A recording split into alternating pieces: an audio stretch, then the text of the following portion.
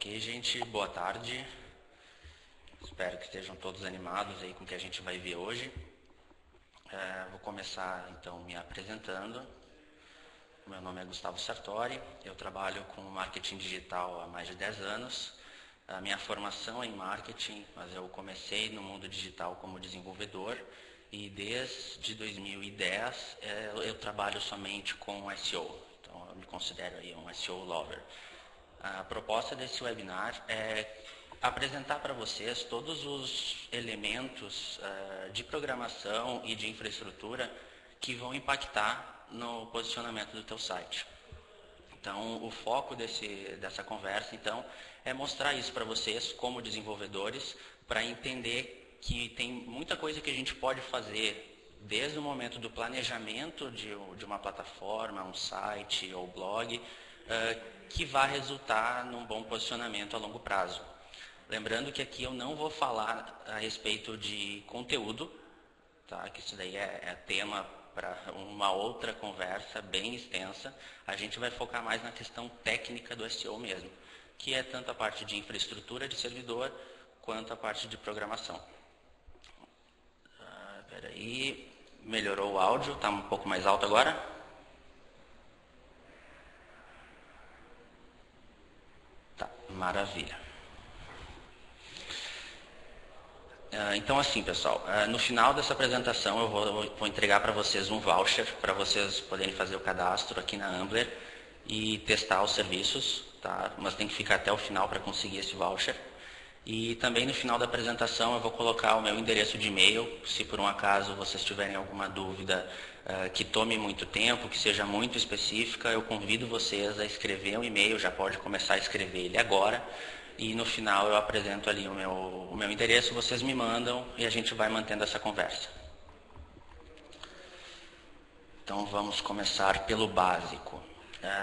O SEO, que é o Search Engine Optimization, ele tem como princípio a otimização de um site, tanto na parte de programação quanto na parte de conteúdo que tem nesse site e a reputação dele, que nada mais é do que como os outros sites e as outras pessoas fora do teu site enxergam ele.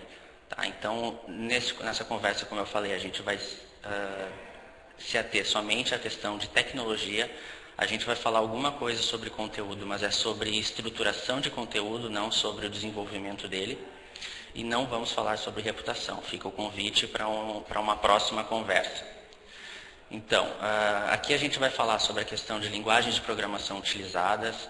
Isso aqui, na verdade, é o que impacta, tá? Dentro da área de tecnologia, dentro do pilar de tecnologia, é o que impacta no resultado.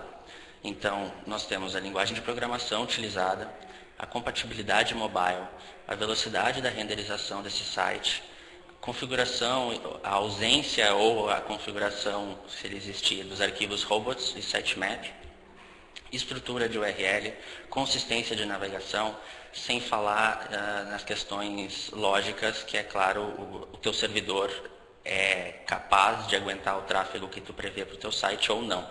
Isso daí a gente vai falar mais adiante. Então, começando na parte do servidor, os domínios. Existe grandes discussões na internet a respeito de como tratar categorias dentro de um site, se a gente deve usar ela com o mesmo domínio e somente diretórios distintos para categorizar conteúdos diferentes, ou se a gente cria um subdomínio para cada grupo de conteúdo, vamos dizer assim. Então, para deixar isso aqui mais desenhado, assim, um e-commerce, por exemplo, tem sido bem comum a gente encontrar lojas virtuais que cada setor da loja tem um subdomínio. Por exemplo, eletrônicos.nomedaloja.com.br ou livros.nomedaloja.com.br. Isso daí é bastante utilizado nesses casos de e-commerce, em casos em que tu precisa fazer uma segmentação muito precisa do teu conteúdo, como é o caso de partido político, por exemplo. Normalmente eles colocam o estado, ponto, a sigla do partido.com.br. Vamos começar então falando sobre a anatomia de um domínio, para a gente entender bem do que se trata, quais são os elementos que fazem um domínio. Começando por essa parte vermelha do protocolo, o protocolo padrão que tu vai estar utilizando para acessar esse site. Ele pode ser HTTP ou HTTPS. Quando a gente fala de HTTPS, a gente está falando de um certificado SSL que está embutido nesse teu domínio, nessa tua hospedagem, e tu consegue proteger os dados que trafegam para dentro e para fora desse site com esse SSL. Depois nós temos o subdomínio, que nesse exemplo que eu apresentei é o www, mas pode não existir. Ele pode ser somente http e o teu domínio direto, sem o subdomínio www. A existência ou não desse domínio não é fator de ranqueamento, não vai interferir no teu posicionamento em função disso. Depois disso nós temos o domínio, que é a marca.com, outra palavra-chave.com. Com destaque para esse exemplo no .com, ele é um top-level domain. Significa que ele é a extensão de domínio padrão, vamos dizer assim. Depois nós teríamos outras opções, que seria as Country Codes, Top-Level Domain, as CCTLDs, que daí é a TLD normal com a extensão de um país. Como, por exemplo, .com.br, .net.br e assim vai.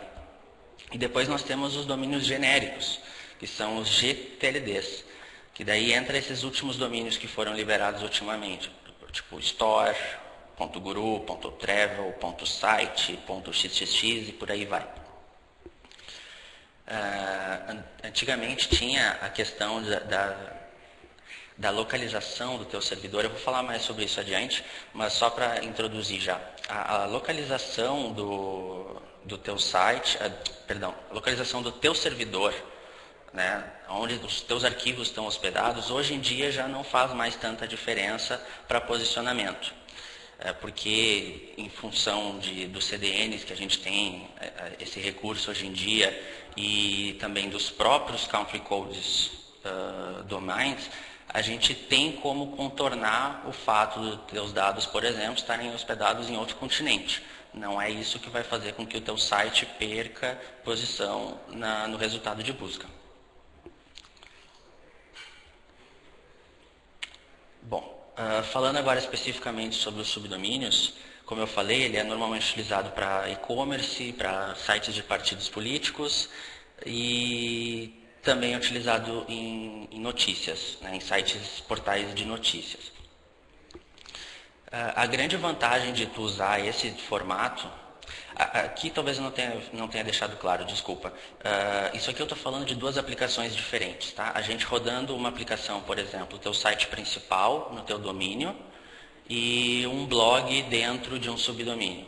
São aplicações diferentes, normalmente elas vão ser instalações totalmente separadas, isoladas uma da outra, então tu poderia utilizar ele como um subdomínio ao invés de utilizar um subdiretório. Porém, deixa eu ver se já é o próximo slide. Porém, no caso do subdomínio, a gente tem uma retenção maior das métricas que a gente consegue adquirir para esse subdomínio. Então, por exemplo, o domínio ali, loja.domínio.br e blog.domínio.br são duas aplicações distintas. Elas podem ou não estar armazenadas no mesmo servidor, tá? E todo o trabalho de otimização on-page, off-page, que gerar resultados de métrica para esses subdomínios, ele não vai fluir tão facilmente para o domínio principal. Então, se no teu domínio principal tu tens um site institucional que vai ter apenas mais conteúdo sobre a tua empresa e não necessariamente informação de produto ou conteúdo que o usuário vai consumir mais assiduamente, aí tudo bem. É viável que tu deixe o teu blog, por exemplo, dentro de um subdomínio. Mas se o teu objetivo é fazer com que o domínio principal receba todas as métricas, eu não recomendo esse formato, porque ele vai reter mais as métricas no subdomínio. Vai custar para fluir essas métricas, que seria a autoridade de domínio e as outras métricas que envolvem no posicionamento, né? Vai demorar, vai ser mais difícil de tu conseguir levar elas para o teu domínio principal. O que não acontece no caso da gente utilizar um diretório, por exemplo, que é o que vem depois do domínio lá.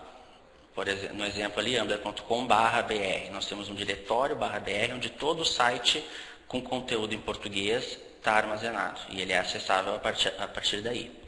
Dessa forma, é mais fácil da gente fazer com que as métricas das páginas, né, fluam para o domínio principal. E isso tudo só acontece porque tanto o Google quanto o Bing, eles consideram um subdomínio um site totalmente à parte do teu domínio principal.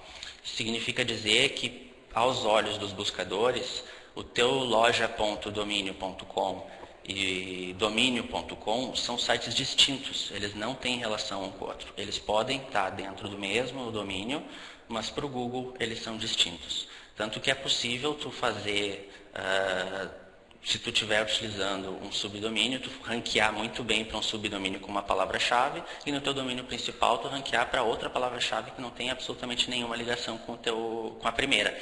Então, é possível fazer isso e não interfere na tua qualidade, na qualidade das métricas dessas URLs.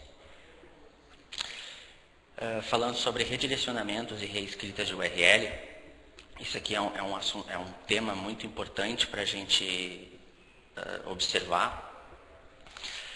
Existem dois tipos de redirecionamento, o temporário e o permanente. Começando pelo permanente, tá?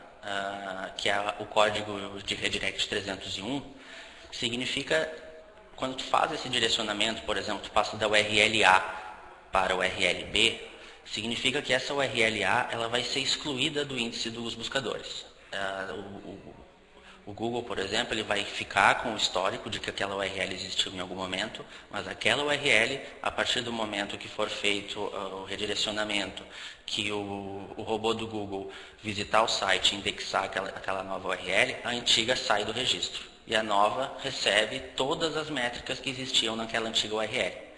Então, se tu tinha métricas muito boas para uma determinada URL, tu estava bem posicionado para ela, mas por algum motivo precisou fazer uma mudança de endereço daquela página específica, daquela landing page, fazendo esse redirect 301, tu garante que todas as métricas que tinha naquela antiga URL sejam passadas para a nova.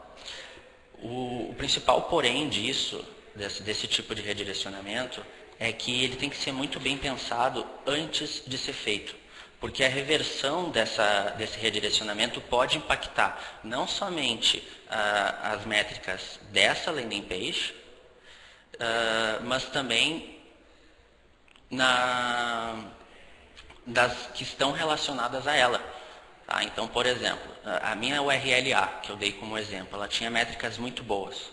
Eu passei ela com 301 para a URL B. E voltei ela com 301 para o URL A, tu já não vai conseguir. As páginas que essa URL A tem de link também vão ser impactadas. As que ela está linkando para também vão ser impactadas, em função da perda dessas métricas. Tu vai conseguir reter alguma coisa, mas não. No caso da URL temporária, a URL antiga ela vai continuar no índice. O Google sabe que aquela é a URL que vale, mas ele vai começar a exibir como resultado a URL nova e temporária. Esse redirecionamento ele não transfere nenhuma métrica dessa URL antiga para a nova. Tá? Ou seja, se vocês fizerem o redirecionamento da URL A para B com 302 e depois voltar para A com 302, na verdade, tu cancelaria o redirect, né? Simplesmente deixaria ele no ar. Todas as métricas continuam lá e não existe prejuízo nenhum para o teu projeto de SEO. Deixa eu ver o que perguntaram aqui. O Gilmar falou ali que o ideal é redirecionar no htaccess de HTTP para HTTP www. Na verdade, isso não é regra, tá? Isso daí fica de acordo com a tua preferência.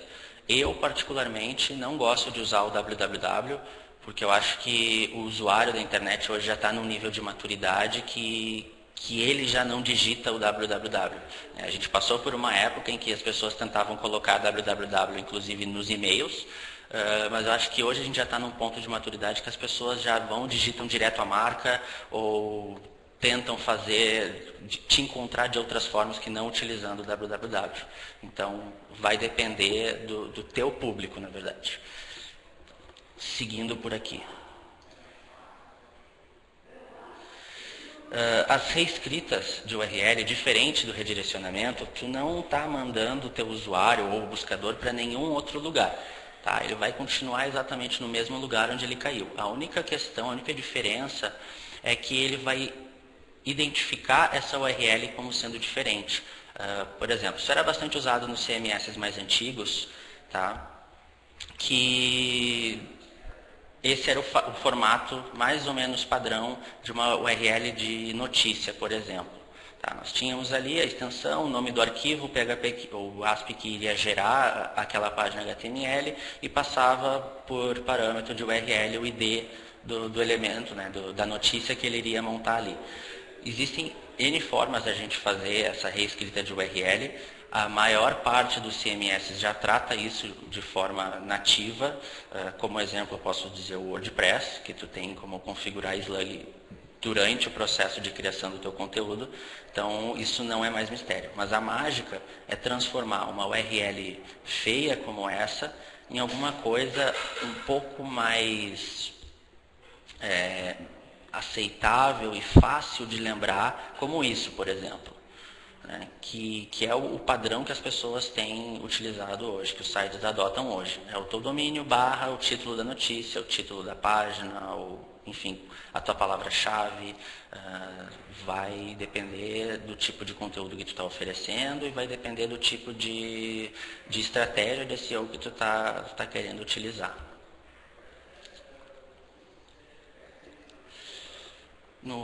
Falando então sobre a questão dos robots, o arquivo robots ele é na verdade um arquivo de parâmetros que tu usa para informar como que os robôs, os buscadores, devem se comportar dentro do teu site. Tá? É através desse arquivo que a gente vai fazer o bloqueio de determinadas páginas para que os buscadores não leiam, não indexem aquele conteúdo e não sigam os links, ou apenas sigam os links e não indexem. Existem essas possibilidades que a gente pode ajustar para fazer com que o robô se comporte da melhor forma possível dentro do nosso site. Isso aqui não é regra, isso aqui ele não obriga o robô a funcionar de determinada maneira ou a ignorar determinados arquivos. É um arquivo de orientação. A gente passa a informação de que nós gostaríamos que aquele robô não indexasse ou indexasse apenas determinadas páginas ou todas as páginas, menos uma. Então, são recomendações. Os robôs conhecidos, como do Google, do Bing, Yahoo, eles respeitam esse arquivo. Então, se eu disser que eu não quero que o robô rastreie, indexe todas as minhas imagens dentro do site, ele não vai fazer. Isso a gente já não pode falar de buscadores meio suspeitos, tá? Ou de sites que ficam crawleando outros sites na internet para buscar conteúdo. A gente não tem esse poder. Vai da índole de quem desenvolveu o robô respeitar ou não esse arquivo. Existe também uma forma de tu fazer essa definição, se tu permite ou não a indexação e que se siga os links daquela página direto no HTML da página, que eu considero até mais fácil quando a gente está falando de um site com muitas páginas. Então eu vou chegar já nisso mais adiante. Os arquivos htaccess e webconfig, no caso de ambientes Windows, eles servem para tu para tu definir algumas opções do funcionamento do teu servidor. Então é através desses arquivos que nós podemos modificar alguma coisa relacionada à configuração, à quantidade de memória disponível para processamento, para requisições, se habilita ou não o cache, a compactação dos arquivos. É uma série de configurações que a gente pode fazer a nível de servidor. Tá? Só que nesse caso, esses arquivos eles são secundários à configuração máxima do teu servidor. Então, se na tua hospedagem, o admin da hospedagem não permite que tu faça alteração do teu limite de memória para execução de alguma atividade, o teu arquivo não vai funcionar, ele simplesmente vai ignorar aquilo. Tá? Então, ele é um arquivo, são configurações secundárias às configurações do administrador do teu host. Então é muito importante tu saber bem o que tu pode e o que tu não pode fazer, principalmente se estiver falando de ambiente Windows. Tá? No caso do htaccess, que é para ambiente Linux, se tu coloca lá uma regra que ele não aprova, por exemplo, o servidor não permite fazer mudança do limite de memória, ele simplesmente vai ignorar aquela regra e vai seguir lendo o arquivo e executando as configurações. Agora, no caso do Windows, se existir alguma configuração que não seja permitida pelo administrador do host, ele vai gerar erro de compilação e o site vai sair do ar. Então, muito cuidado quando estiver mexendo no arquivo webconfig, porque ele é casca. É bem complicado de tu conseguir fazer funcionar ele 100%. E, claro, tentem sempre fazer esse tipo de configuração num ambiente de teste ou desenvolvimento. Não me coloquem isso em ambiente de produção ou arriscar tirar o site todo do ar. Agora a gente vai entrar na parte do on-page, que acredito que seja a parte que estava todo mundo se coçando aí para saber mais, para ouvir mais. O que a gente vai falar aqui não é uma coisa muito aprofundada, até porque cada um desses elementos que eu estou trazendo para vocês teria umas 2 ou 3 horas de conversa a respeito. Então eu vou procurar ser o mais informativo possível, sem me estender muito para o pessoal continuar aí aderido ao webinar. Vamos lá. Title e as meta-informações. Meta-informação significa que é uma informação a respeito da própria informação. Tá? Então, te resumindo, é através dessas tags de meta que a gente vai informar para os buscadores qual é o conteúdo, que tipo de informação que o usuário ou que o próprio robô vai encontrar naquela página.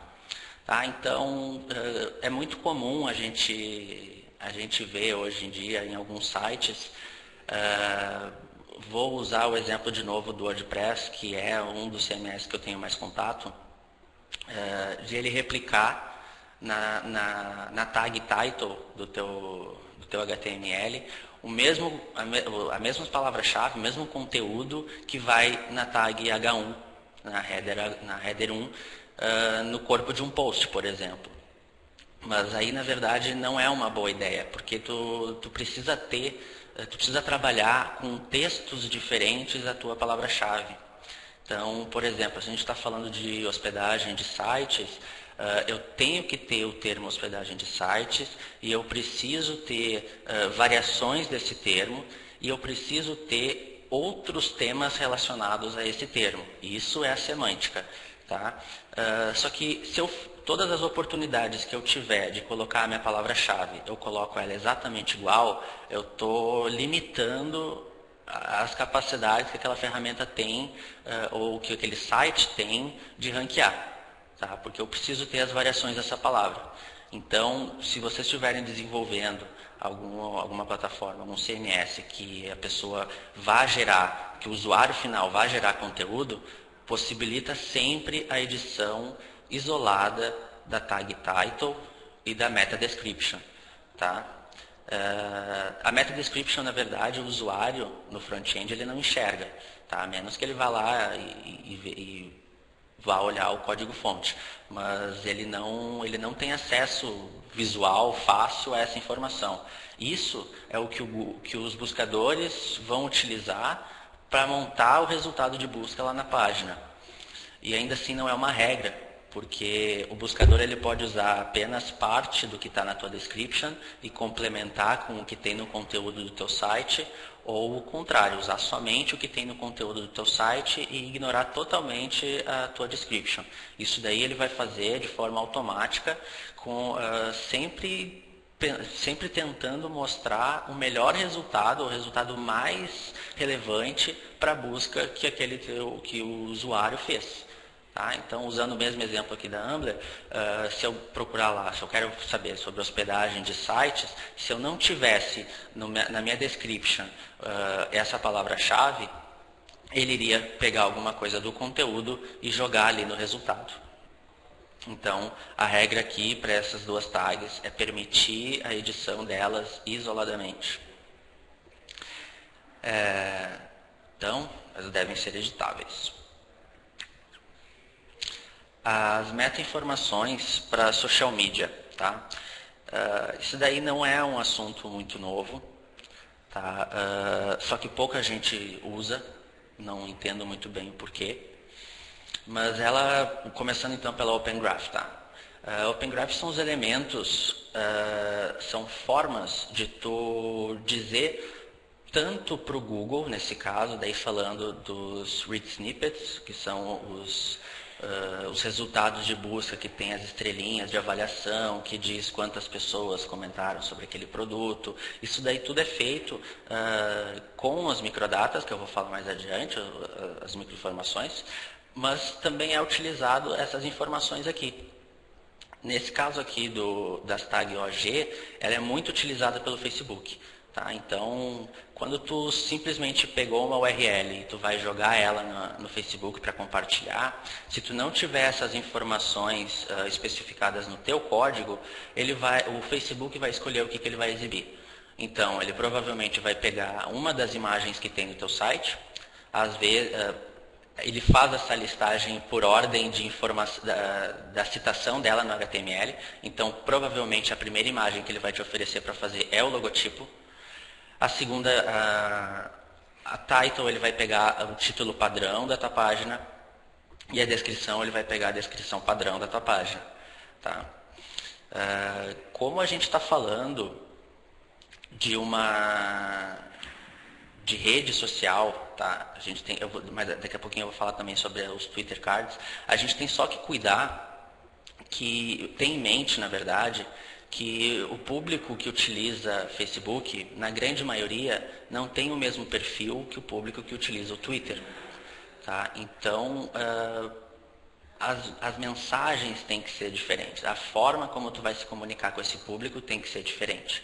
E, de novo, considerando a questão de que a gente tem que colocar a maior quantidade de palavra-chave relacionada e as variações dela, e que seja um conteúdo agradável, quanto mais informações tu puder colocar para garantir que todos os robôs vão entender a mesma coisa e vão entender bem do que tu está falando naquela página, melhor.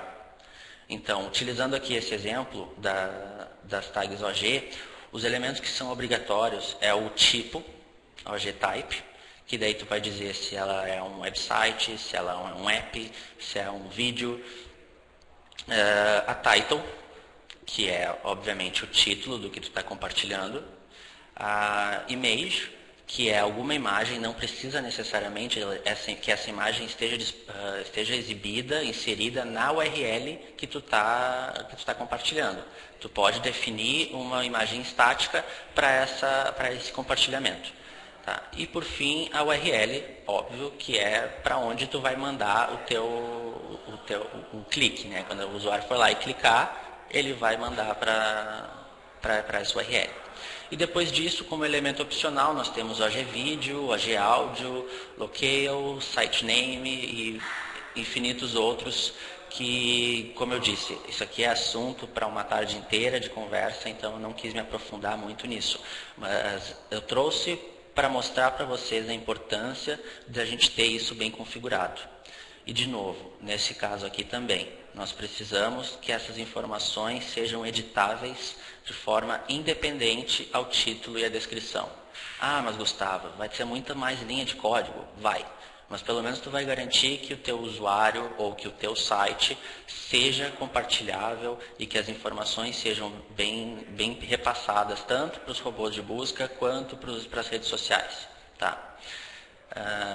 Entrando agora nos Twitter Cards. Ah, não, aqui, ó. Isso daqui é um exemplo do que a gente faz na Ambler, tá?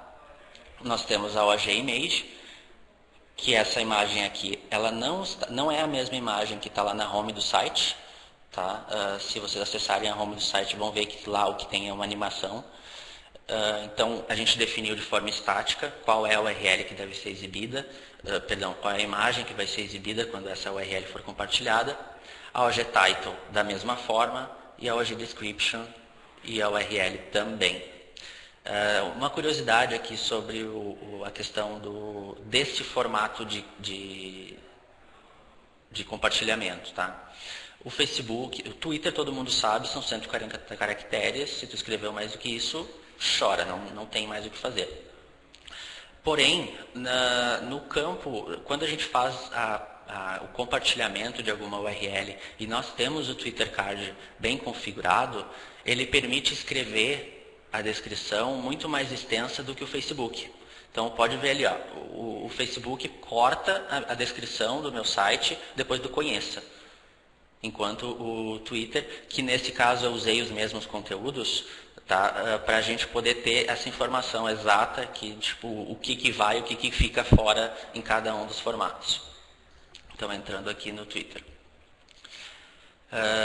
Twitter Card também tem alguns elementos obrigatórios, que é a informação de que é um Twitter Card, ele precisa estar informado ali, e daí nesse caso dentro do content, é aí que a gente vai mudar o formato que ele vai ser exibido na timeline, tá? Lá no feed lá dos tweets. Então, no nosso caso, nós usamos o Summary Large Image, que é a imagem grande, aquela que eu já vou mostrar como é que fica para vocês. E site são as duas tags exclusivas do Twitter. Só que o Twitter aceita também a tag Title, Image e Description do formato Open Graph. Então, é possível que vocês coloquem somente as tags principais do Open Graph e complementem com essas duas tags, a card e a site, do Twitter. Eu não recomendo, porque como eu falei agora há pouco, são públicos diferentes, as pessoas se comunicam de formas diferentes e tu precisa poder passar uma mensagem assertiva para cada um dos teus públicos. Então, por mais que tu possa reutilizar a tag OG, eu não recomendo. E ainda por cima, eu insisto que essas tags devem ser editáveis isoladamente. Só um segundinho. Aqui. Tá todo mundo vendo o exemplo aí do Twitter? Sim, perfeito. Ó, a descrição do Twitter, pode ver ó, que ela ficou bem mais extensa. A gente conseguiu quase o dobro de caracteres do que o Facebook exibiu. Tá? O Large Image Summary é esse formato aqui, que a imagem aparece grandona acima dos detalhes do link. E a outra que se usa bastante, que é a que normalmente o Twitter faz automático quando tu compartilha uma URL, é aquela em que aparece a imagem quadradinha menor na esquerda e as informações do link à direita. MetaRobots. Tá. Lembra que eu falei agora há pouco que a gente tem formas de fazer o bloqueio ou a permissão direto no HTML? Esse aqui é o formato indicado para quando tu tem sites que vão ter muito conteúdo, muita página nova sendo adicionada e tu quer garantir que tu tenha essa possibilidade de permitir ou bloquear a indexação dessa página específica. Coloca lá essa opção para o usuário, então.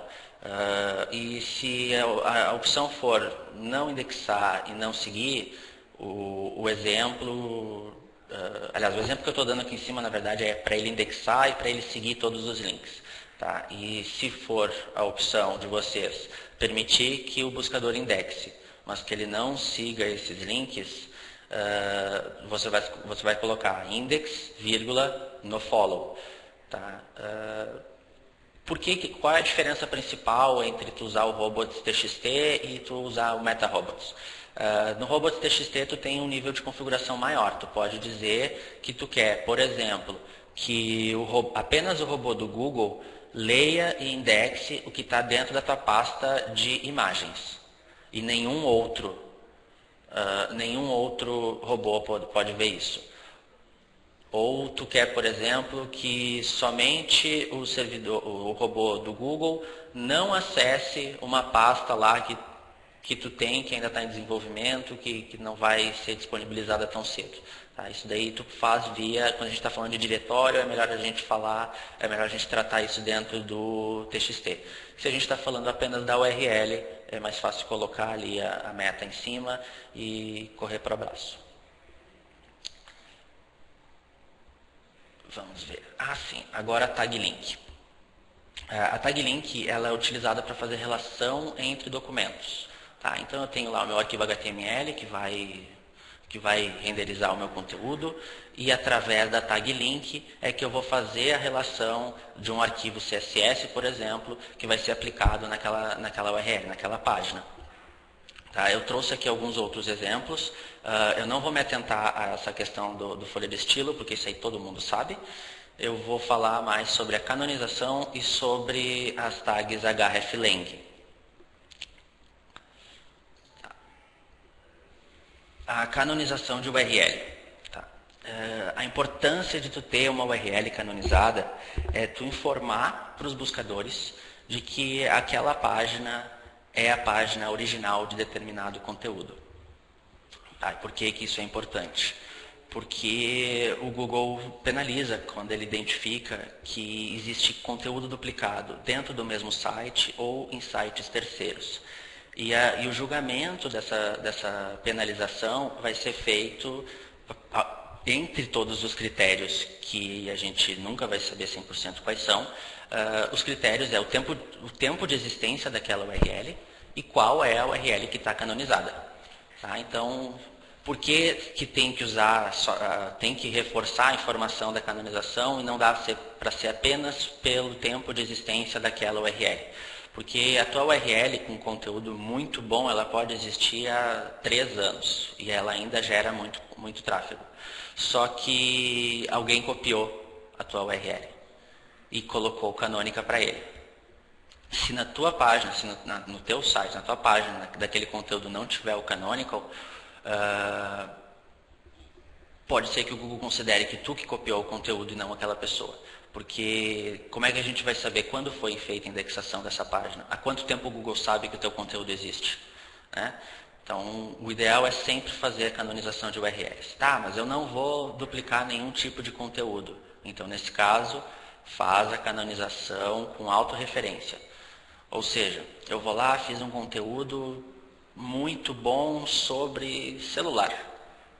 Eu vou lá e coloco a informação, a tag rel canonical, como a própria URL. Ela vai se autorreferenciar como canônica. Por quê? Porque daqui a pouco, se alguém vai e copia meu conteúdo, ou se eu faço um segundo conteúdo inspirado nesse e que ficou muito parecido a semântica dele, eu já tenho como orientar para o Google qual é a URL original. Quem nasceu primeiro. Tá? Então, essa é a regra. Se não existir duplicação de conteúdo dentro do teu site, a canonização deve ser autorreferenciada. E ela é utilizada também para content syndication, que é, por exemplo, quando eu tenho um conteúdo muito bom e tem um site na internet que é meu parceiro, que o meu conteúdo que já foi publicado cairia muito bem naquele site. Seria muito bom para o site, para ele e para mim, porque o meu nome, o meu conteúdo está sendo lido por uma audiência que está em busca do assunto que eu falo. Então, o que se faz? Tem algumas formas, isso vai depender da estratégia.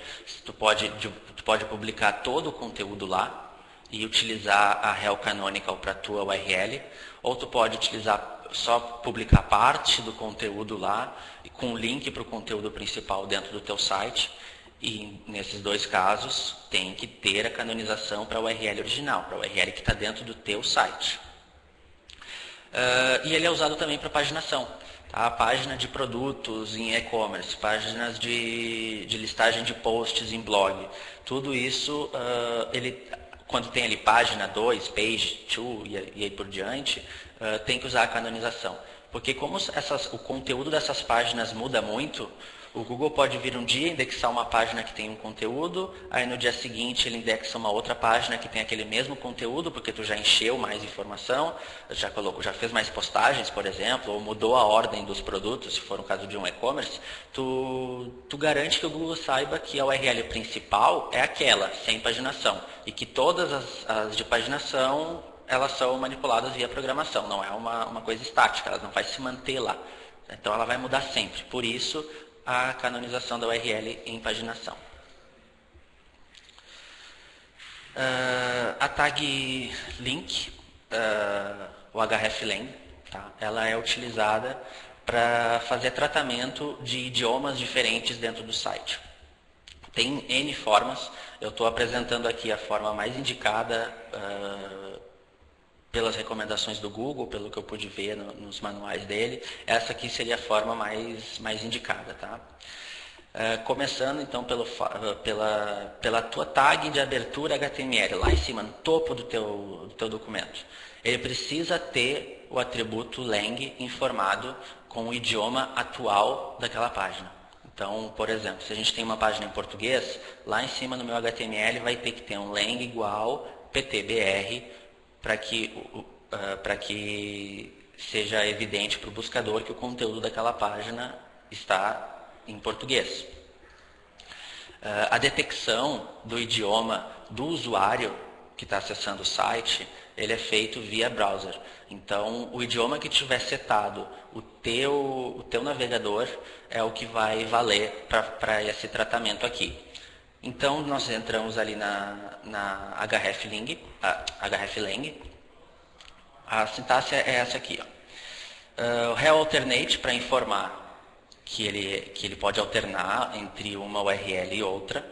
Tá? Se a gente entrou na /br e o usuário é inglês dos Estados Unidos, ele vai alternar para a respectiva URL desse idioma. Então, o href é o destino para onde o usuário vai ser direcionado. Então, nesse caso aqui, eu criei uma /br e uma /pt, porque são idiomas, apesar de ter o mesmo nome, são idiomas diferentes. Muitos termos são diferentes entre um e outro. E o mesmo acontece no caso de inglês. Tem N inglês, tem inglês do Canadá, tem inglês dos Estados Unidos, tem inglês da Grã-Bretanha, então vai depender da base do idioma que tu está usando. E tu pode colocar que todo mundo indiferente, tu pode setar também que todo mundo indiferente do país de origem, todo mundo que fala inglês vai para uma versão específica. Tá? E o último atributo, que é o hreflang, está indicando a opção. Tá? Então, se eu entrei numa URL que está numa página que está em português, em português brasileiro, e o meu navegador está setado em português de Portugal, ele vai fazer valer essa segunda regra aqui. Ele vai alterar para amber.com/pt, porque o meu idioma é PT de Portugal. Vamos ver, deixa eu ver aqui que ficou vermelhinho. O conteúdo tem que ser exatamente igual. Se for diferente, corremos o risco de ser classificado como doorway page.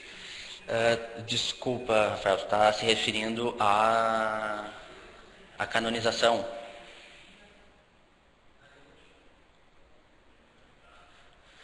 Não. Quer dizer, sim, se tu não colocar a canonização para a URL original do conteúdo, mesmo se ele não for exatamente igual, não tem problema. Tá? Até inclusive eu recomendo que faça um teste, se tu estiver trabalhando com essa questão de um conteúdo e tu fazendo um outro inspirado nesse que ficou muito parecido, existem várias ferramentas online gratuitas para fazer teste de plágio entre os conteúdos. Tá? Então tu joga lá uma URL, joga outra URL, ele vai te dizer o quão parecidas são aquelas duas URLs, aqueles dois conteúdos. O ideal é tu fazer sempre conteúdo diferente. Por mais que seja do mesmo tema e tenha que tu vá tratar dos mesmos tópicos, faz um conteúdo diferente, reescreve ele. Porque o Google chegou num nível de inteligência tão grande que ele já entende até a intenção da tua escrita. Então, não vale mais, não adianta mais aquela coisa de tu ficar escrevendo frases quadradas, inserindo palavra-chave exata no mesmo do conteúdo, isso não funciona mais. Tá? E a longo prazo isso pode vir a prejudicar o teu site como um todo, porque ele vai identificar que é muito conteúdo spam, é conteúdo que é feito para gerar tráfego. Então não vale a pena. Mas indiferente. Se o conteúdo for muito parecido, quase igual, tu canoniza. Se não, tu trata eles como URLs diferentes, não tem problema. Isso não vai te penalizar. Desde que tu tenha certeza de que são conteúdos distintos, que a gente não está ali falando exatamente do mesmo conteúdo, tá? Só um copy-paste lá e vai. Não, tem que ser conteúdos diferentes.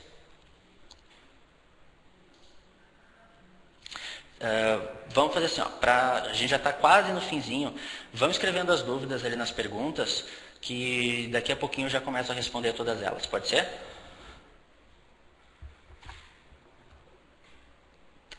Vamos lá então. A microdata, tá? Os dados estruturados. Ela funciona para dar sentido à tua marcação HTML, tá? Os microdados, né, a microdata, na verdade, existem 3 formatos, que é o microdata, o microformats e o RDFA, se eu não me engano.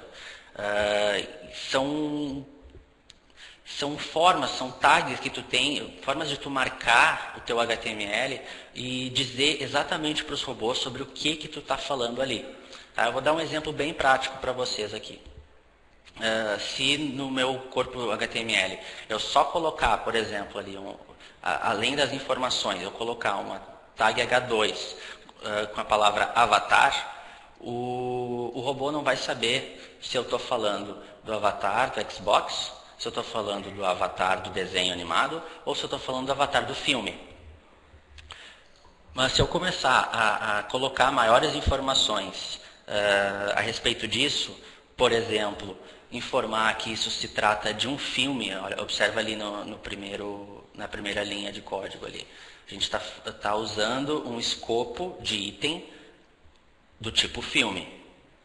E daí depois a gente adiciona as informações ali, que o nome da propriedade desse item é avatar. A propriedade, o diretor desse item, do tipo pessoa, também é blá blá blá, e assim vai. A gente tem todas as informações ali discriminadinhas do que a gente está falando dentro daquela tag. Tá? Quando a gente começa a colocar essas informações que vão estruturar a informação do teu conteúdo, fica fácil para o Google entender que a gente está falando desse avatar. Então não tem desculpa para a gente não usar os microdados. Tá?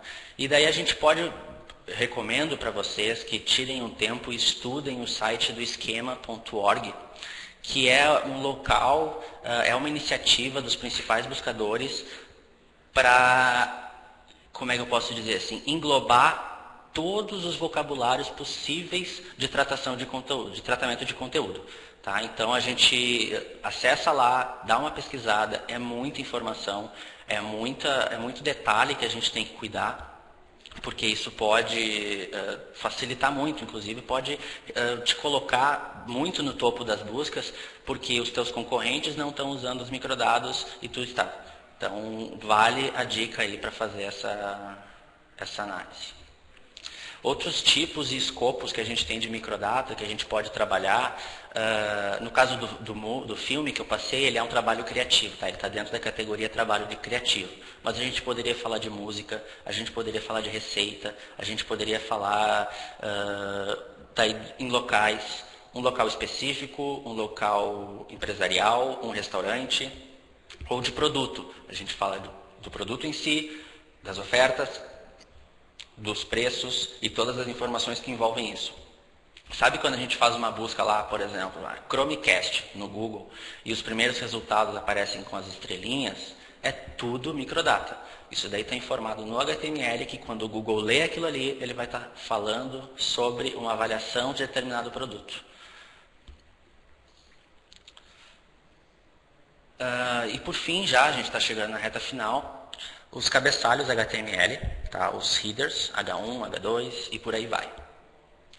Pensando numa estrutura de um artigo científico, por exemplo, que a gente tem que colocar lá dentro das normas ABNT o título principal, um subtítulo, e daí cada um dos itens abaixo daquele título principal, ele vai tendo uma importância menor. Tu vai afunilando a informação em cada um daqueles títulos.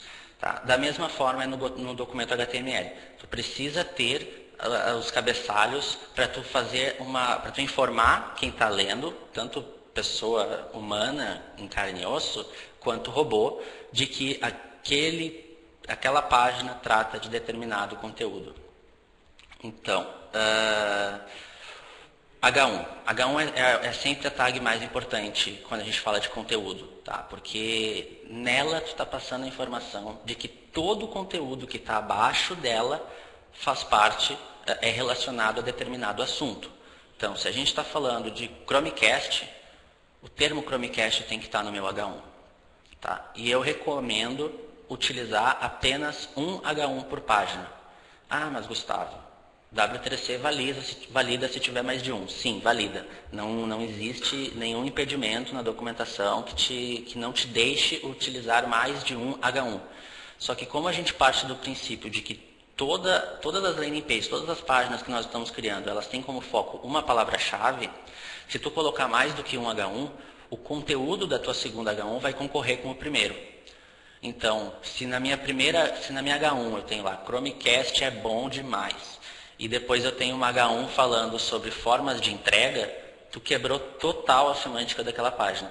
Porque o Google não vai saber mais se tu está querendo falar do Chromecast ou da forma de entrega daquele produto. Então, partam da regra de que o H1 deve ser usado apenas uma vez. Citando de novo o WordPress como exemplo, esse aí é um que coloca o título de uma postagem ou de uma página no title, na tag title, e repete ela normalmente na URL e repete ela de novo no H1. Não existe nada de errado nisso, mas de novo, tu está deixando de usar outras formas, outros campos, outras áreas muito relevantes na tua palavra-chave. Então, sempre, mesmo que tu já utilize um WordPress, faz essa separação, faz uma mudança no teu texto, usa variações das palavras no teu H1, na tua URL e na tua title para garantir, tá?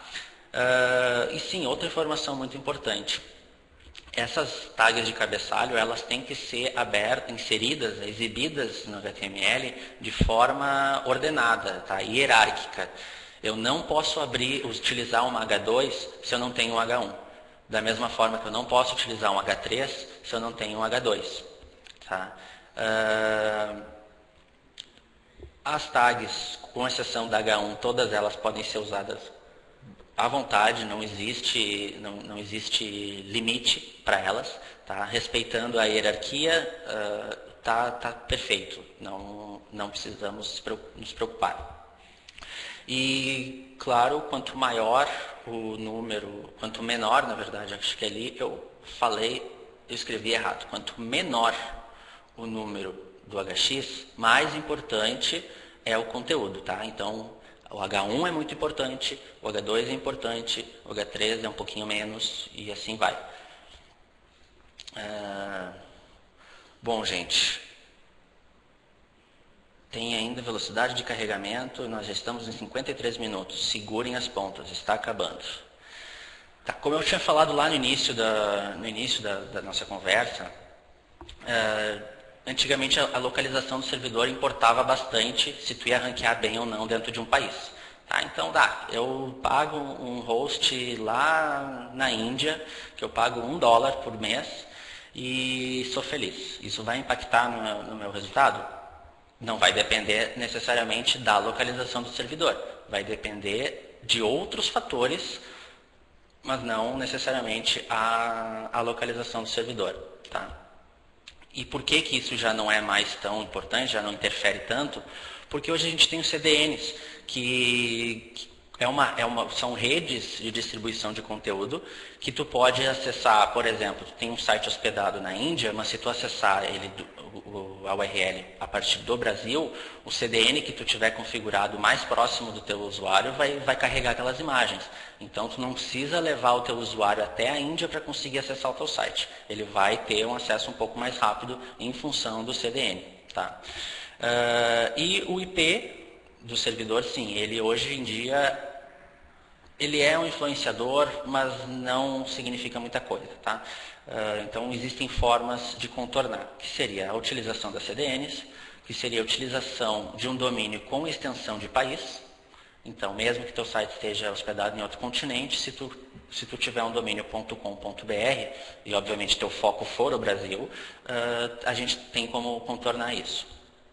E claro, dentro do teu conteúdo, trabalhar sempre o reforço do teu país, teu país foco. Né? Se tu quer atender o Brasil, mas por exemplo, teu domínio .com, tu pode utilizar os recursos do hreflang, que eu já tinha falado anteriormente, e reforçar a informação de Brasil, todos os estados do Brasil, daí pensa em conteúdos que façam menção ao país aonde tu quer atuar, aonde tu quer começar a aparecer. Tá? Eu tinha dito que eu não ia falar sobre a questão de reputação, mas aqui vai uma bônus tip. Se vocês fizerem parcerias e conseguirem alguns links relevantes de sites brasileiros, o Google vai entender que o teu site também é relevante para o pessoal do Brasil. Então ele vai começar a te posicionar melhor em função disso. Tá? Então isso aqui serve para vocês terem certeza de que não, a localização do servidor não vai interferir de forma definitiva no teu site. Tem formas de contornar. E a velocidade de carregamento, sim. Esse sim é um fator que impacta muito no teu posicionamento. Tá? Considerando que nós temos uma programação muito bem feita, que o site de vocês não causa nenhum estouro de memória, que não existe nenhum loop, que todas as consultas de banco de dados estão sendo bem executadas, isso já garante que a aplicação de vocês está bem. Mas a gente ainda tem fatores externos e alguns fatores internos de infraestrutura que vão impactar nesse posicionamento. Como fator externo, tem a questão principalmente do número de saltos que o teu DNS faz para conseguir chegar no teu site. Então, isso é até importante de observar quando vocês forem escolher algum host, algum servidor para fazer a hospedagem do site de vocês, que observem se o DNS que eles te oferecem é de fato o DNS final onde está o teu site. Porque normalmente o que acontece? Alguns hosts que são mais acessíveis e normalmente não estão no Brasil, eles te oferecem um DNS, só que se tu for olhar atrás daquilo, tem mais 10 saltos até chegar finalmente no teu servidor. Tá? E isso impacta na velocidade de carregamento do site. Quando a gente estuda sobre a questão velocidade de carregamento, uma das siglas que mais bate na cabeça das pessoas é a TTFB, né, que é Time to First Byte. Minha recomendação é que vocês não se apeguem muito a essa variável, tá? Porque ela é variável demais, inclusive. Porque se a gente estiver utilizando um CDN que tenha o recurso de cache, esse tempo de resposta para recebimento do primeiro byte de resposta, ele vai ser um pouco maior. Só que no geral, no total do carregamento, o tempo vai ser menor. Então, não se apeguem a essa sigla. Tá? Pensem mais no tempo total de carregamento e tentem identificar qual é o elemento desse carregamento, dessa renderização que está causando problema. Muitas vezes a gente descobre que um site só demora para carregar em função daquele monte de salto e redirecionamento que tem antes de conseguir chegar no servidor. Então a requisição sai daqui, ela vai daqui para São Paulo, de São Paulo vai para os Estados Unidos vai para a Europa, aí na Europa ela vai para a África, daí volta para o servidor que estava aqui, na cidade do lado. Sabe? Isso daí impacta com certeza na velocidade de carregamento do site. Como fator interno, questão dos recursos do servidor principalmente. Tá? A tua aplicação é uma aplicação muito robusta e precisa de um processador forte de 2 núcleos, tu precisa fazer esse investimento. Tu não pode usar isso dentro de uma hospedagem compartilhada, porque tu não vai ter nunca um desempenho bom do teu site. Ele vai estar sempre sendo prejudicado em função do tempo de carregamento. Tá? E daí, fatores internos de aplicação, é isso que eu comentei, né? Tipo, tem consulta SQL que está levando muito tempo para ser executada. Provavelmente ela está mal escrita, vamos rever isso daí. Ou o teu servidor SQL está com problema. Né? Considere fazer uma migração para um servidor um pouco melhor. Se conseguir se isentar de que não é um problema de programação. Né? Tá. E daí, enfim, os CDNs, que ele tem as principais vantagens da gente trabalhar com CDN é redução da latência, reduzir o consumo de banda do teu servidor, tá? Porque o CDN vai lá, ele vai ler o teu site, vai fazer um cache, vai replicar esse cache para os outros, para toda a rede, e daí a pessoa que estiver acessando, ele vai buscar o cache daquele servidor mais próximo, ele não vai buscar o teu conteúdo direto no teu servidor. Isso reduz consideravelmente tanto o tempo de carregamento do site, quanto os recursos que tu utiliza desse servidor. Tá? Vai ter redução de memória, vai ter redução de processamento, tudo isso utilizando um CDN. E ele pode ou não ter um cache habilitado. Tá? E como desvantagem, eu diria a questão do custo, porque eu não conheço nenhum CDN que te dê cache e não cobre por isso. O Cloudflare tem uns recursos bem interessantes para CDN, mas o cache não está incluso, então tem um custo aí a ser pensado se tu for utilizar o cache. E a complexidade na configuração, porque não é só tu ir lá fazer teu cadastro e deu, sai usando. Não, tem algumas coisas que precisam ser configuradas, tanto no código quanto no teu CDN mesmo. Tá? Então tenham isso em mente. Bom, pessoal, está aqui o voucher que eu prometi para vocês. Podem acessar essa URL, ela vai ficar disponível para a eternidade. Depois, quem for assistir esse vídeo em outros momentos vai conseguir acessar também. Aqui é importante ressaltar que esse voucher vale só para quem ainda não é cliente da Ambler. E pronto, gente. Eu vou deixar nessa tela aqui, mais adiante um pouquinho eu passo para a tela do e-mail. Vamos ver o que tem de pergunta. Ou bastante coisa. Vamos lá.